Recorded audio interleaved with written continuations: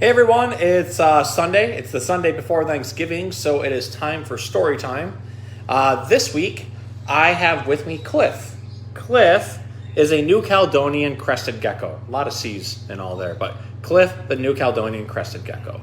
I brought Cliff out today because, crested geckos are pretty common in the pet trade, but I actually haven't really done a video on them in a while. And I am thankful for Cliff, and it's Thanksgiving week, so I thought I'd bring an animal I'm thankful for.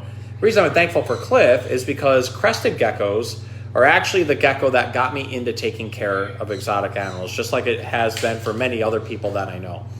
Also thankful for Cliff and other crested geckos because although they were discovered in about the late 1800s, they were thought to be extinct until about 1994 when they were rediscovered.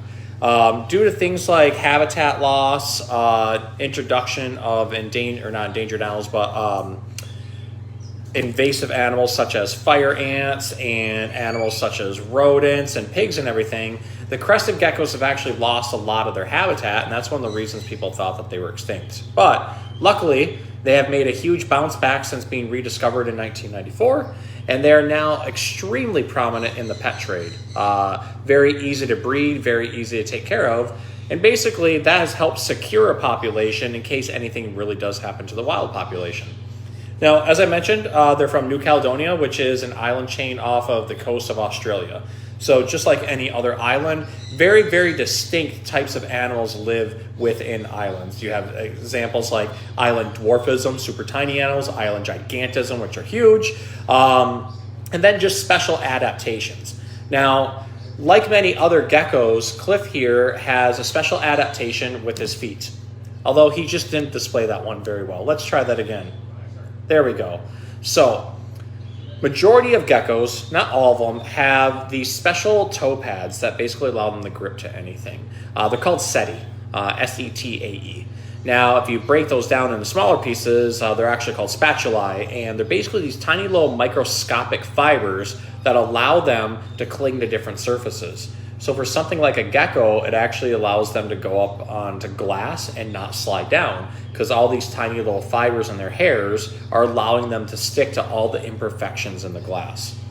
Now, in captivity, just as in the wild, Cliff is going to be eating things like insects. So we feed them fruit flies when they're babies. Usually not that often. Mainly we stick with baby crickets, but if we don't have baby crickets, we might do the fruit flies. But then also baby cockroaches are a good one. And then as they get to be adults, we usually feed them a feeder insect that's about as big as the distance between their eyes. So he's on maybe medium to large crickets and maybe medium-sized cockroaches. But these guys are also fruit eaters, oftentimes finding ripened fruit that's fallen off the tree or stuff that's about to fall off and going and eating that. Those types of fruits also attract insects, so they're basically eating whatever insects are also end up being up on the fruit. So we feed them things like Pangea mix, which is basically a powdered version of fruit, and they add a little bit of water to it, and you get a baby food consistency. They do have autotomy, which is the ability to drop the tail, although with this gecko species, the tail does not grow back. So Cliff's cage mate in there, Calypso, she actually doesn't have her tail, but that's okay. They still get around perfectly fine without it. The tail is somewhat prehensile. As you can see, he's wrapping on me, although they don't like to put all their pressure on it. You want to make sure that they actually get their hands gripped too. So, with it being Thanksgiving and me being thankful for crested geckos and the fact that they're still around and everything, we're going to stick with our theme for November of reading Thanksgiving books. So this week, I have a book called Gracias, The Thanksgiving Turkey by Joy Cowley and illustrated by Joe Cepeda. So, we're going to go ahead and we're going to read Gracias, The Thanksgiving Turkey, and we'll see how much Cliff stays on me if I do that. Okay. My dad sent me a present, Miguel told everyone at school. I'm going with my grandmother to the train station to pick it up. That's exciting, Miguel, said his teacher. Do you know what it is? Maybe rollerblades, maybe a baseball glove, said Miguel. It's from my dad, so it'll be something really good. Miguel's best friend, Clarine, said, you know about Miguel's dad? He has a big red and silver truck with 18 wheels, and he drives across the country in it.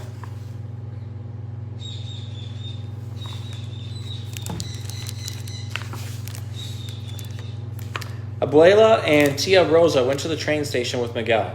There was a large box with holes in it. Through one of the holes poked a head with a beak and eyes. "It's a bird," cried Miguel. On top of the box was a message. "Fatten this turkey for Thanksgiving. I'll be home to share it with you. Love from Papa."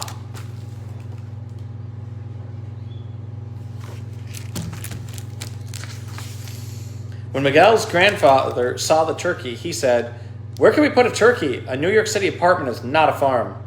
"Que problema," said Tia Rosa. "That brother of mine is loco." Miguel said, "I love my turkey. I'm going to call her Gracias." In the end, Abuelo said Miguel could keep the turkey, but she must have a house. "Venga, we will make her a cage in the backyard where she can talk to the pigeons."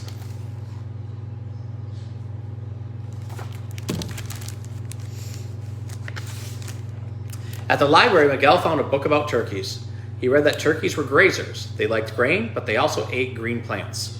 Clarine and Miguel went to the Central Park. They talked to the park ranger, and he gave them sacks of cut grass. Mr. and Mrs. Chatterjee saved old lettuces and cabbages from the store. Soon the whole neighborhood knew about Gracias. "Hi, Clarine. Hi, Miguel," said Police Officer Devereaux. "Is that turkey getting fat?" "Yes, ma'am," said Miguel. "When she gets too big for your oven, give her to me," said Officer Devereaux. I've got a bigger oven."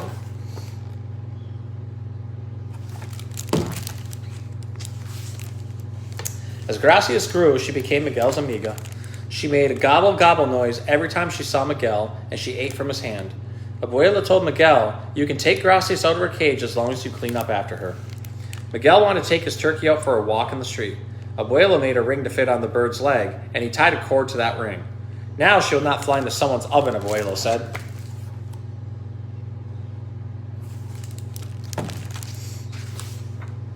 Miguel worried when there was talk about ovens. He wrote to Papa, "Can we get another turkey for Thanksgiving? One that is dead already?" But there was no reply. At church, Miguel lit 2 candles, one for his father and one for Gracias. "Please, Senor," he prayed, "keep them safe." Tia Rosa also lit a candle. "Pobre niño," she said. The leaves fell from the trees. The weather grew cold. Abuela made a cover for the cage. "Why bother?" said Abuelo. It is nearly Thanksgiving." "People shouldn't eat pets," said Miguel. "She's a turkey," said Abuela. "That's what turkeys are for." "We're amigos," cried Miguel. "I love her." "I told you it would be a problem," said Tia Rosa.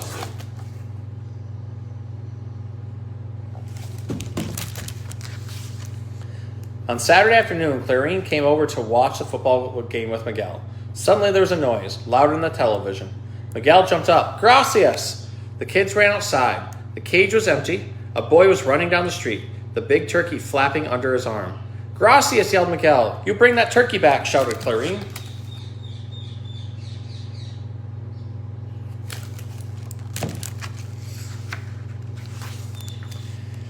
Everyone helped Miguel and Clarine look for Gracias, but no one could find as much as a feather.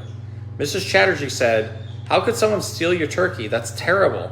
"No worries," said Mr. Chatterjee. "I have frozen turkeys in the shop. I give you one for free."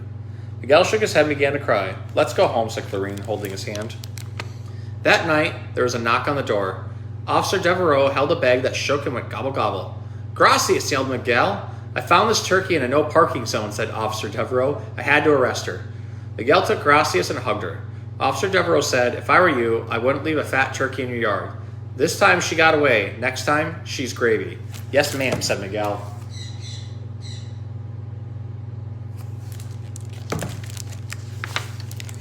Abuela said Gracias could stay in the bathroom. "You have to clean out her cage every day." Abuela said, "I have to shower with the turkey? Ay, ay, ay." Miguel moved the cage to the bathroom and put a holy metal in it. "So nothing bad happens to you, mi amiga," he said. The next morning, Miguel was playing outside with Gracias when it was time to go to Mass. "Get your jacket," said Abuela. "I'll put the bird away. Hurry, hurry, we'll be late for La Misa." But in a rush, Abuela forgot about Gracias.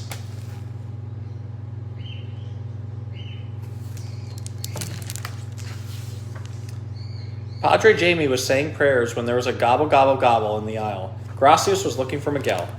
Everyone laughed. Miguel was very embarrassed. He left the pew and picked up Gracias.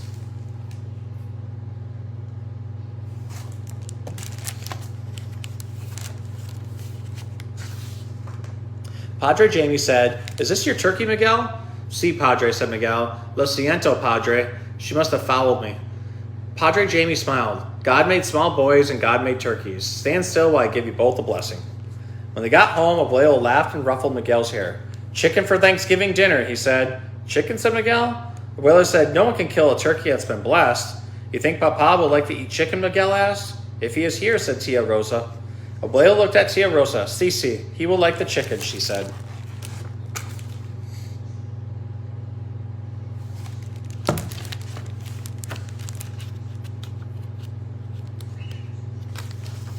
The Thanksgiving Day parade had brass bands and balloons as big as houses. Miguel sat on Abuelo's shoulders so they could see everything, and some clowns on stilts threw confetti over him. Did Papa like parades when he was big as me, he asked Abuelo. Sure, Rosita too. I had one of them on each shoulder, Abuelo told Miguel.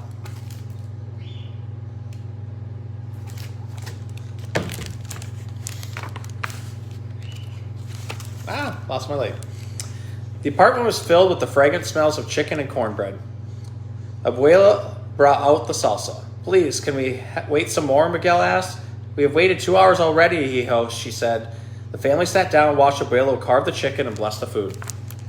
Abuela lifted her glass. I'm glad for this food. I'm glad for this family.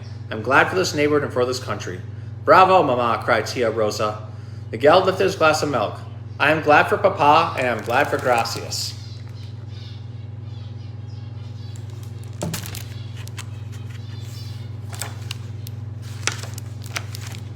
Abuelo said, where is that bird? He left the room and returned with Gracias.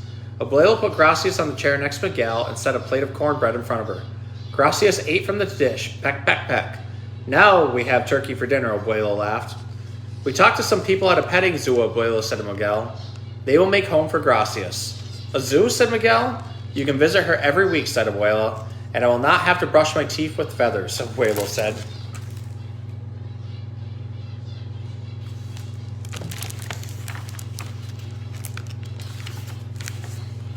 After dinner, Miguel sat on the floor and put Gracias on his lap.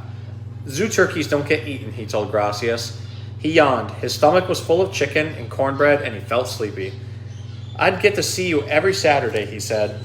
Miguel yawned again. His eyes were closing. Choo, choo. Gracias flew up squawking in fright. Choo. Miguel ran to the window. Parked outside was his father's big red and silver truck. Papa was home.